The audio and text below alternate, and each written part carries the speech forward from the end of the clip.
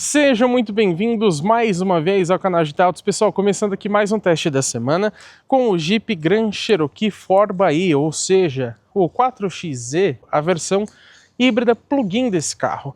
Esse aqui é o nosso teste de consumo, então a gente vai deixar outros detalhes desse carro para avaliação completa, mas eu preciso ressaltar algumas coisinhas para vocês.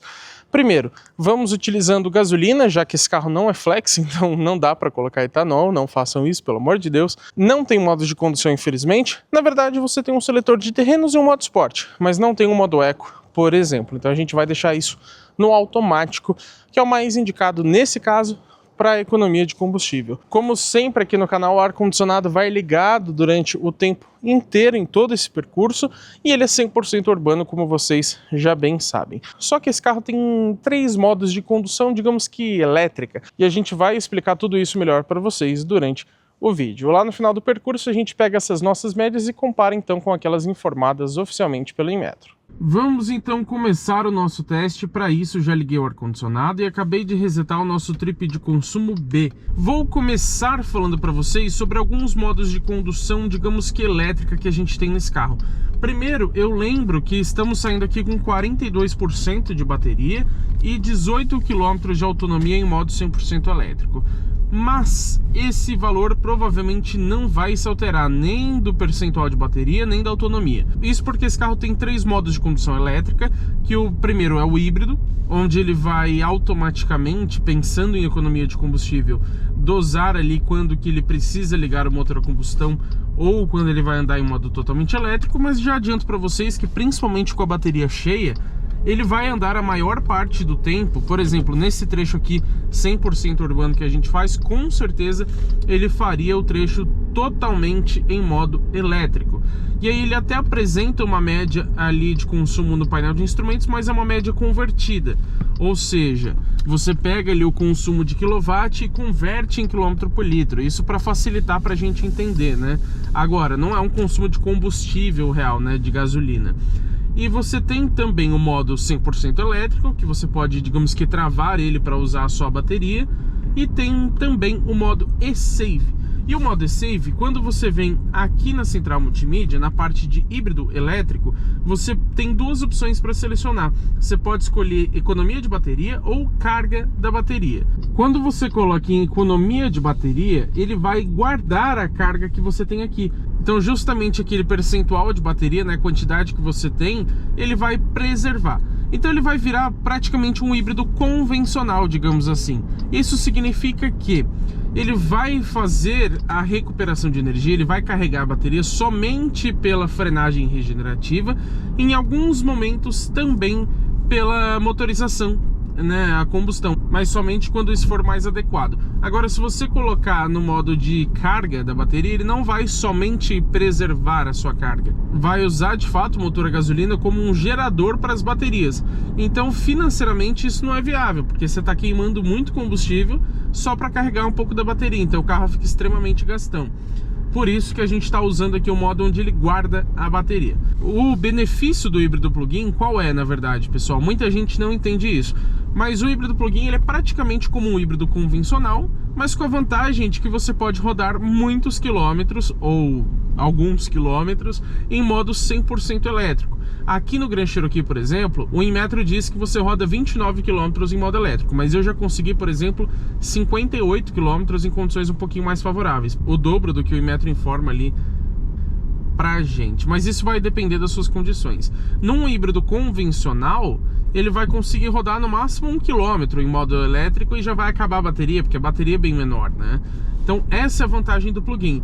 Você utilizando, no caso aqui do Grand Cherokee, esse eSave, onde ele preserva a carga da bateria, ele vai virar um híbrido convencional. Então ele vai gastar um pouquinho ali de carga, mas vai recuperar assim que possível para que você chegue no final do trajeto com aquele mesmo percentual de quando você saiu, né? Sem gastar a sua bateria à toa. E a recarga através da frenagem acontece da seguinte forma: ele inverte a rotação do motor elétrico para transformar a energia cinética de movimento, né, em energia elétrica. Então você não consegue rodar infinitamente, né, você não tem uma autonomia infinita, porque ele perde velocidade quando você faz essa troca de energia. Significa que ele só vai atuar, lógico, nas frenagens e desacelerações. Mas se você pegar, por exemplo, um trecho de serra bastante grande, você vai perceber que você vai chegar no final do trecho de serra com uma bateria mais cheia do que quando você começou, justamente porque ele teve bastante tempo ali para ficar recuperando e não gastando. Inclusive, você tem esse botãozinho aqui de uma bateria azul on, que você seleciona a frenagem regenerativa mais intensa.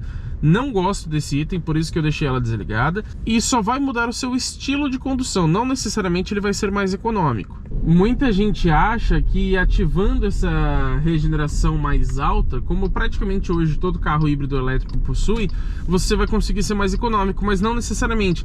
Porque quando você pisa no pedal do freio, ele faz exatamente a mesma função de recuperação de energia. Então a diferença, vou até ligar aqui para vocês verem, ó. Vou soltar o pé do acelerador, cliquei, ó.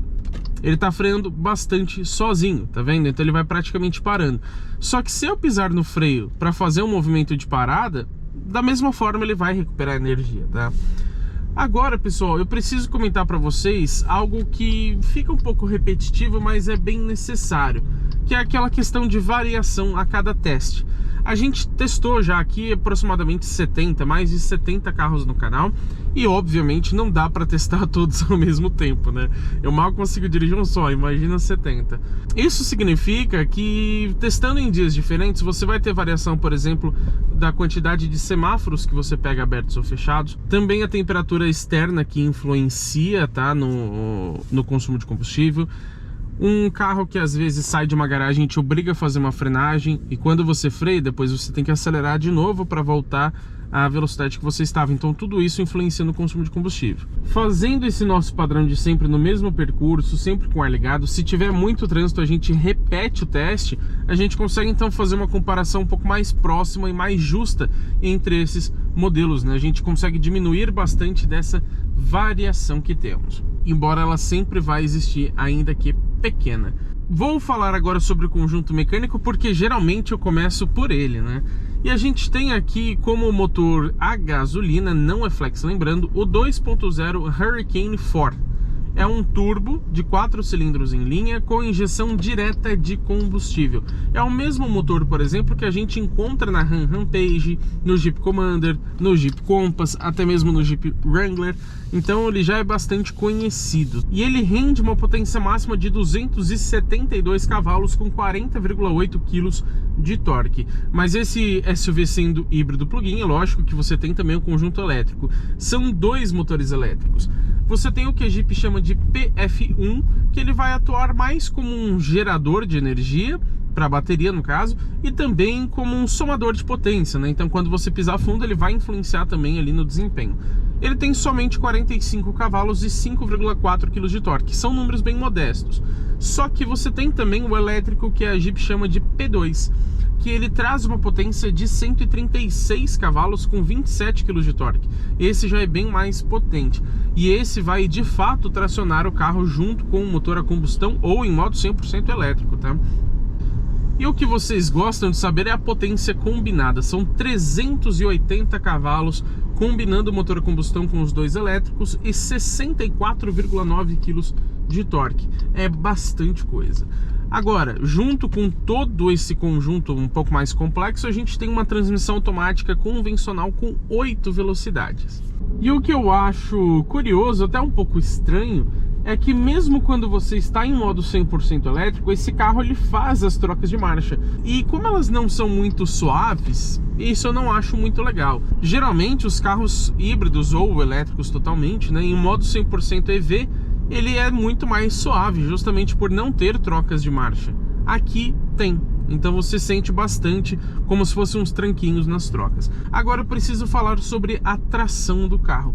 Ela é prioritariamente traseira, então em alguns momentos ele vai colocar ali uma tração somente nas rodas de trás para economizar combustível, mas em grande parte do tempo ele vai estar em 4x4 permanente.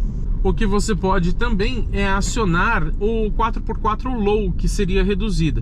E ao contrário de alguns modelos mais de entrada da Jeep, como por exemplo o Commander, também o Compass e o Renegade, os três já passaram aqui pelo canal, lá você tem uma reduzida eletrônica, então um câmbio de 9 marchas, você usa as duas primeiras com relações mais curtas. Aqui no Grand Cherokee não, ele tem uma caixa reduzida de fato, então são 8 marchas convencionais mais 8 marchas reduzidas. E o legal é que ele consegue tracionar as 4 rodas mesmo em modo 100% elétrico, isso é bastante interessante. Agora, se tratando de um modelo híbrido ainda mais plug-in, a gente precisa falar de baterias. Elas são feitas de íons de lítio e possuem uma capacidade de 17,3 kWh. É uma capacidade, digamos que mediana. Para o porte do carro, eu já vou falar de peso para vocês, eu acho que poderia ter 20 e até mesmo, quem sabe, 30 kWh, o que iria garantir uma autonomia 100% elétrica maior para esse carro e até mesmo um consumo melhor, né, quando você tem um pouco mais de bateria ali para utilizar. Agora, falando de outros dois pontos que eu nunca posso deixar de citar, primeiro o peso, são grandes 2.466 quilos neste carro, são quase 2,5 toneladas, ele é bastante pesado. E você tem aqui um preço de R$550 mil. É bastante coisa, é caro, mas na avaliação completa a gente vai falar se vale a pena ou não. De repente ele tem até um custo-benefício interessante por esse valor. Inclusive, ressalto aqui para vocês que ele ficou mais barato, tá? Esse carro foi lançado nessa nova geração em 2023 aqui no Brasil e ele custava R$570 mil, agora ele custa 550, então uma redução de 20 mil que pode não parecer, mas é expressiva sim. Agora, pessoal, eu quero falar de alguns outros pontos para vocês. Primeiro, infelizmente a gente não tem modos de condução nesse carro. Você tem, na verdade, um seletor de terrenos, que você pode deixar, por exemplo, no Rock, que é para pedras, Sand e Mud, que seria para areia e lama, o Snow, para neve ou pisos escorregadios, o automático e o Sport. Então eu deixei aqui no automático porque, digamos que é a opção mais econômica que a gente tem. Mas falta, de fato, um modo eco. Um carro desse valor não ter isso eu acho um pouco decepcionante. Agora, uma coisa que eu acho legal nesse carro é que aqui na central multimídia, na configuração de híbrido elétrico, você tem o fluxo de energia. Então você consegue ver exatamente, através de uma animação que ele faz ali, o que está tracionando o carro. Se é o motor elétrico, se é o motor a combustão, se é os dois juntos, o que está gerando energia também para o sistema de ar-condicionado, e você tem ainda a potência aqui do lado. Agora que nós estamos com o ar-condicionado ligado, ele está gastando aqui, ó, 1 kW do clima, que seria climatização, e 1 kW da bateria, porque é justamente ela que alimenta o ar-condicionado. E também é interessante ressaltar que esse carro não tem um sistema start-stop, digamos que tradicional, mas por ser um híbrido plug-in, quando você para, ele desliga o motor a combustão, né? Ele fica só no elétrico. E o legal disso é que você consegue ficar parado com o motor desligado e o ar-condicionado continua funcionando. Tem muita gente que se irrita profundamente com o start-stop justamente por desligar o ar-condicionado quando também desliga o motor. Aqui você não tem este problema. E agora a gente vê, por exemplo, ó, que o motor a combustão está ligado e agora ele acabou de desligar, mas a gente viu ali que ele estava gastando 20, 30 kW. A gente freia, ó, vê que a bateria está menos 2, menos 3 kW, justamente por conta da recuperação de energia. Isso é bastante interessante. Também tem outra coisa, nesse painel de instrumentos de 10,25 polegadas, você tem umas linhas ali no fundo, né? Você tem como se fosse um desenho, parece ali umas montanhas, algo nesse sentido, que ele fica verde quando está em modo 100% elétrico e fica azul se tiver em modo híbrido. Agora eu peço, por favor, se você assistiu esse vídeo até este momento, já deixa o seu like aqui embaixo, né? Uma função completamente gratuita, não custa nada. E também, você nem vai perder tempo fazendo isso. Assim como hypar o vídeo, ali perto dos comentários, passa ali, ó, pro lado, joga pro ladinho, que tem a opção de hypar o vídeo. Também é completamente gratuito, mas essas duas questões ajudam muito a gente, tá? É fundamental para que a gente traga sempre conteúdos tão completos para vocês aqui no canal GT Autos. Estamos chegando aqui no final do nosso trajeto. Ressalto uma coisa que eu acabei de lembrar, é que eu falei das trocas de marcha para vocês, né? E ele mostra inclusive no head-up display a marcha que está engatada.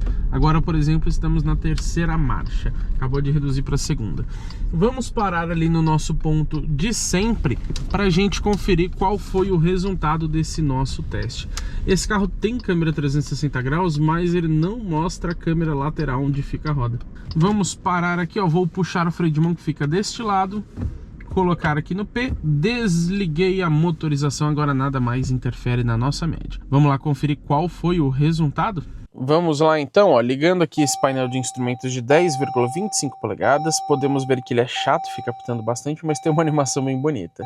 Para de apitar, meu Deus. Aqui no Trip B, foi o que a gente resetou lá no início do percurso, a gente percebe que foram 27 minutos de trajeto. Demoramos um pouquinho mais do que o convencional, que geralmente fica entre 24 e 26. Foram 10,1 quilômetros rodados e desse número, 5,6, ou seja, mais da metade, foi em modo 100% elétrico. E infelizmente esse carro não mostra a velocidade média do trajeto, tá?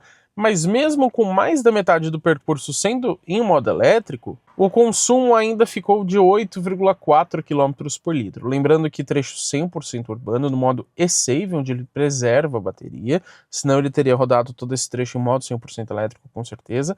E o nosso teste inclui aqui o ar-condicionado ligado. O Inmetro diz que na cidade com gasolina, nesse modo híbrido, ele faz 8,3 km por litro, ou seja, praticamente igual à nossa média. A nossa foi 0,1 km por litro melhor. Mas vamos lá, pessoal, o que eu acho? Primeiro, eu acho que está bastante calor hoje, mas sobre o consumo de combustível, 8,4 por litro é realmente uma média decepcionante para um carro híbrido de modo geral, tá? Mesmo convencional, mas esse caso aqui ainda é plug-in. Lógico, como eu disse, se você quiser uma economia maior, você vai recarregar a bateria e utilizar o máximo dela até ela acabar. Mas essa que é a questão. E depois que acaba a bateria? Aí vocês viram que o consumo fica bastante alto. Tudo bem que esse carro tem quase 2,5 toneladas e pensando que se ele não fosse híbrido, provavelmente ele faria nesse percurso uns 5, 6 km por litro no máximo. Mas não dá para dizer que o 8.4 é um bom consumo para um SUV híbrido plug-in. Confesso que esse nosso trecho ele inclui algumas subidas e lógico, nesse modo onde ele preserva a bateria, ele vai acabar ligando o motor a combustão mais vezes de forma um pouco mais intensa para que você não perca muita carga da bateria e isso vai afetar o consumo de combustível. Então se você pega, por exemplo, condições um pouquinho mais favoráveis, com um pouco mais de descidas, um pouco mais de retas, esse carro vai ser mais econômico na cidade. Vai fazer pelo menos 9 km por litro, chegando até uns 11 mais ou menos, dependendo da situação. O híbrido ele sempre varia bastante justamente pelo quanto você consegue andar em modo 100% elétrico.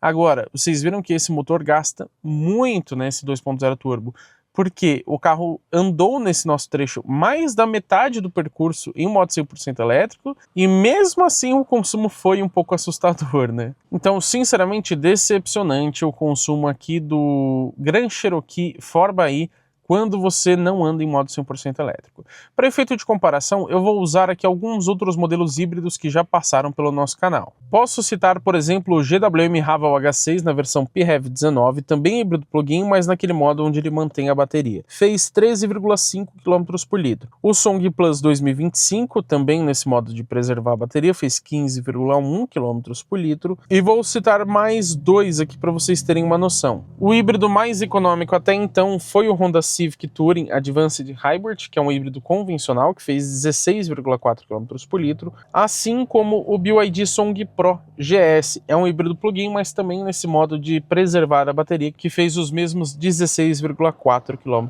por litro. A gente percebe então que esses carros, por exemplo, conseguiram o dobro do Cherokee. Aqui fez 8, lá fez 16, então é realmente uma diferença bastante expressiva. Mas eu não sou o único a dar opinião aqui neste canalzinho. Então, por favor, coloque o que você acha aqui nos comentários. Você esperava mais ou menos aqui do consumo do Grand Cherokee e você compraria esse carro por 550 mil reais? Deixa a sua opinião aqui.